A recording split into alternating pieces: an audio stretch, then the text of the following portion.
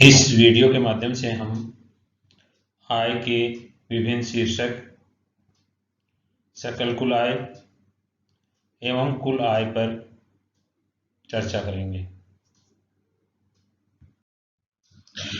आयकर अधिनियम की धारा 14 में विभिन्न स्रोतों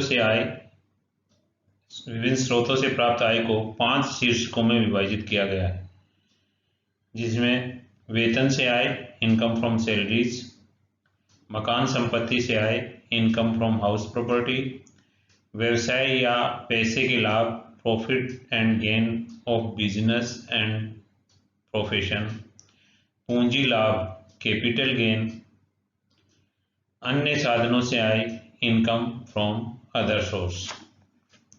वेतन से आय का प्रथम शीर्षक है किसी कर्मचारी को उसकी सेवाओं के बदले नियोक्ता से जो पारिश्रमिक, मूल वेतन, मजदूरी, भत्ते, बोनस, कमीशन इत्यादि की जो सुविधाएं प्राप्त होती हैं, अनेक रूपों में प्राप्त होती हैं, इन सभी को वेतन से आय शीर्षक में सम्मिलित किया जाता है। आयकर की गणना की दृष्टि से उच्चाधिकारी, प्रबंधक, लिपिक, चपरासी या अन्य किसी भी पद पर कार्य करने वाले कर्मचारी के पारिश्रमिक को वेतन माना जाता है, चाहे वह नियोक्ता सरकार हो, चाहे नियोक्ता स्थानीय सत्ता हो, निगम हो, कंपनी हो, फर्म हो, कोई व्यक्ति हो या निजी संस्था हो, कोई भी हो नियोक्ता, जो भी वेतन या वेतन के स्थान पर लाभ या बोनस, भत्ते, कमीशन, पारिश्रमिक कोई भी किसी भी रूप में मिलेगा, यदि उनके बीच नियोक्ता और कर्मचारी का संबंध है, तो ऐसी प्राप्त आय को वेतन शीर्षक की आय माना जाता है। ये पहला और महत्वपूर्ण शीर्षक है। वेतन से आय का पहला और महत्वपूर्ण शीर्षक है। मकान संपत्ति से आय में किसी भी मकान संपत्ति को किराए पर देने से होने वाली आय की गणना की जाती है। व्यवसाय और पैसे के लाभ आय का एक महत्वपूर्ण शीर्षक है, क्योंकि आयकर अधिनियम में वर्णित विभिन्न शीर्षकों में से इसी शीर्षक की आय से सरकार को सर्वाधिक कर की प्राप्ति होती है। सबसे ज्यादा कर किसमें मिलता है? व्यवसाय और पैसे की आय से। आय के इस शीर्षक में व्यवसाय, व्यापार, वाणिज्य, पैसा, वृत्ति और सट्टे की आय को सम्मिलित किया जाता है। आयकर अधिनियम की धारा 45(1) के अनुसार पूंजी लाभ पूंजी संपत्ति के हस्तांतरण से होने वाले लाभ को कहा जाता है।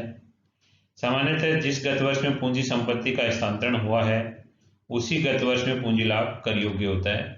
तो जो चौथा आय का शीर्षक है वह है पूंजी लाभ, जिसमें पूंजी संपत्ति के हस्तांतरण से होने वाले लाभ को इस शीर्षक के अंतर्गत शामिल किया जाता है।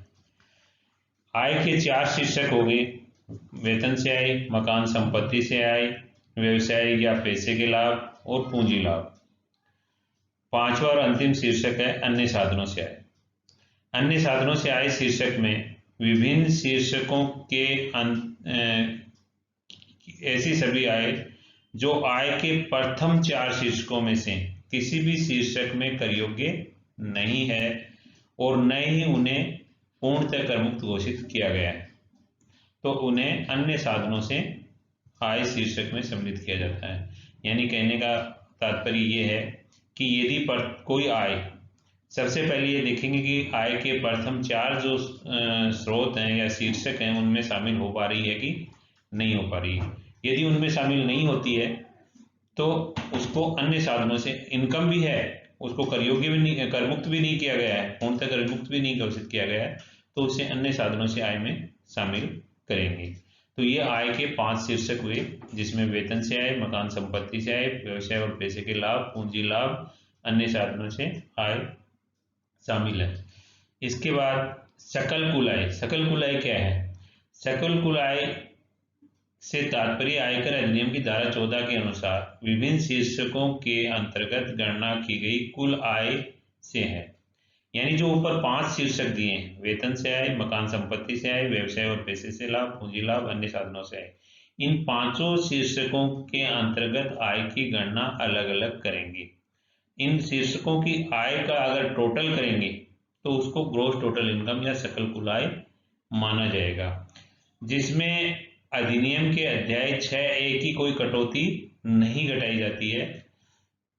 तो ये एक व्यक्ति को सभी शीर्षकों से प्राप्त आय इसमें शामिल की जाती है, यानी 6 शीर्षक होंगे, उनका टोटल 500 शीर्षक, सॉरी 500 शीर्षक है, उनका टोटल आय का टोटल किया जाएगा, वही सकल कुल आय होगी। अब कुल आय, टोटल इनकम क्या होगी? सकल कुल आय के योग में से आयकर अधिनियम के अध्याय 6A में वर्णित धारा 80C से धारा 80U तक की समस्त कटौतियों को घटाने के बाद शेष राशि को कुल आय कहा जाता है और कुल आय पर ही कर लगता है। कुल आय को कर योग्य आय भी माना जाता है, यानी कि सकल कुल आय 500 शीर्ष आय के 5 शीर्षक हैं, उस 500 शीर्षकों की आय का में आय की गणना की जाएगी और उनका टोटल किया जाएगा। 500 शीर्षक की आय का टोटल किया जाएगा, वो ग्रॉस टोटल इनकम सकल कुल आय होगी। उस सकल कुल आय में से अगर आयकर अधिनियम के अध्याय 6A की कटौतियां घटा दी जाएं, जो आयकर अधिनियम की धारा 80C से लेकर 80U तक उनको वर्णित किया गया है, उनको घटाने के बाद जो बचता है, जो बचेगी, वो कुल आय कहलाएगी, टोटल इनकम कहलाएगी, कर योग्य आय कहलाएगी और आयकर इसी इनकम पर देना होता है। धन्यवाद।